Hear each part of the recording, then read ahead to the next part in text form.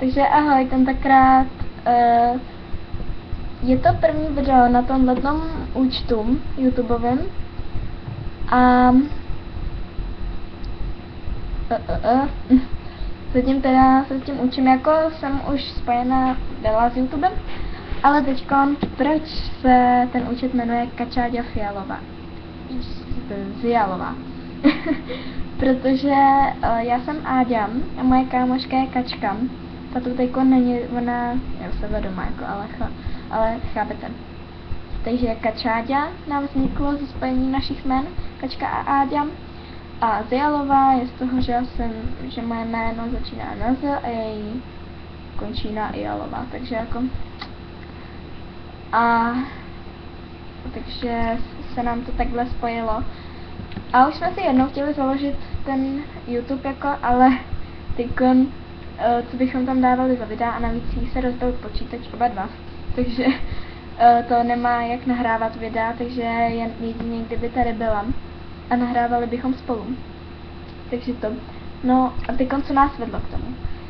No, zažrali jsme se obě dvě do Gangnam Stylu, což je asi snad celý svět, protože Psy je teďkon strašně slavný. I když je to Korea, myslím, starý, tak jako ne starý, myslím, že 34 mu je, ale jako je slavný na to. Za to mojí mámě je 40 a je známá jenom v našem městě. Takže to jako neznámá, ale že jí zná prostě to město, a když pracuje v tom u veterináře. No to je jedno, mojí mámě se nebudu vyjadřovat. No, tak vedla nás to k tomu, že bychom na nějakých místech jako Psy, že bychom natáčeli Gangnam Style, protože jsme se to dost dobře naučili. Nebo že bychom nahrávali i nějaký bláznivý tagovky nebo něco. No a vzkaz pro všechny lidi, co mě znají. Klidně se zasmějte, ale mně to bude jedno.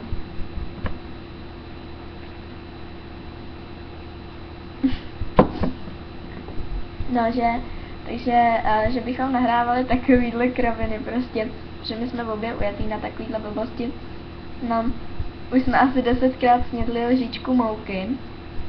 Potom, já jsem snědla lžičku soli už jednou. A to bylo, myslím, že někdy v lednu, protože to zrovna sestřenka měla maturu. No, takže teda to.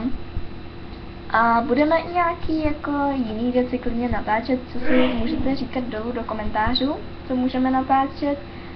A to bude asi jen tak pro informaci všechno, takže já se jenom loučím a ahoj.